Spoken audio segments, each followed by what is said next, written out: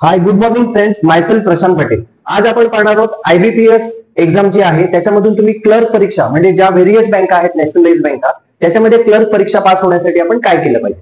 तर बघा, Indian bank personal selection ही एक बोर्ड आहे आणि ते काय करतं, जेवढ्या पण नॅशनलाइज बँका आहेत त्यांची कॉमन क्लरिकल एक्झाम घेतात. तर ती पूर्व परीक्षा आणि मुख्य परीक्षा ह्या दोन पॅटर्न मध्ये होत असते. पूर्व परीक्षेला सर्व मुलं अर्ज करतात, त्याच्यातून शॉर्टलिस्ट करून काही मुलं मुख्यला जातात आणि मुख्यच्या स्कोरवर त्या मुलांना सिलेक्शन ऑफर केलं जातं. तर पूर्व परीक्षा आणि मुख्य परीक्षेला सिलेबस आणि एक्झामचा पॅटर्न आपण पाहूया.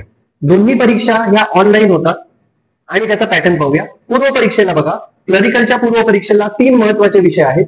एक आहे इंग्लिश लँग्वेज, एक आहे रिझनिंग आणि एक आहे न्यूमेरिकल ॲबिलिटी म्हणजे इंग्लिश ग्रामर, रिझनिंग म्हणजे बुद्धिमापन चाचणी आणि न्यूमेरिकल ॲबिलिटी म्हणजे मॅथ्स. आता हे तिन्ही विषयांना 1 तासाचा वेळ असतो ऑनलाईन टेस्टला आणि तिघांना 20-20 मिनिट अलॉट केलेले आहेत, 20-20 मिनिट्स.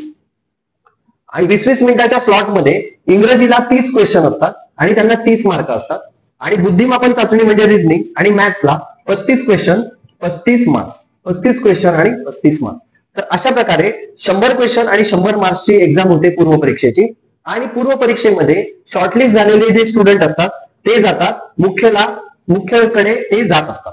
मुख्य परीक्षेमध्ये बघूया आता आपण की एक्झाम पॅटर्न काय आहे. मुख्य परीक्षेला जी मुलं येतात तर त्यांची पण ऑनलाईन टेस्ट होते आणि ती जवळजवळ 1 तास 60 मिनिटांची ती टेस्ट असते.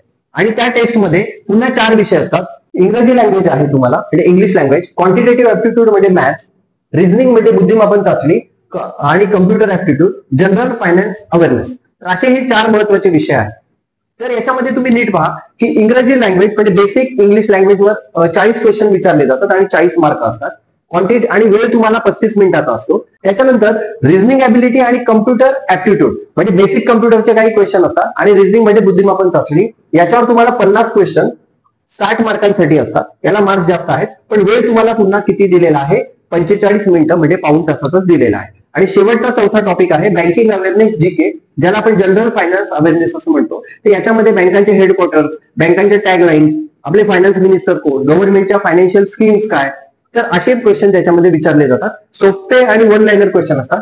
तर ते 50 क्वेश्चन असतात आणि तिथेही 50 मार्क्स अलॉट केलेले आहेत आणि त्याला वेळ फक्त 35 मिनिटाचा दिलेला आहे. तर मुख्य परीक्षा तुमची 1 तास 60 मिनिटं म्हणजे जवळजवळ 2 तास 40 मिनिटाची होते आणि मार्क्स त्याला 200 मार्क्स आहेत. आणि ह्या 200 मार्क्स मध्ये हायएस्ट येणाऱ्या मुलांना पोस्ट अलॉट केली जाते. थँक्यू.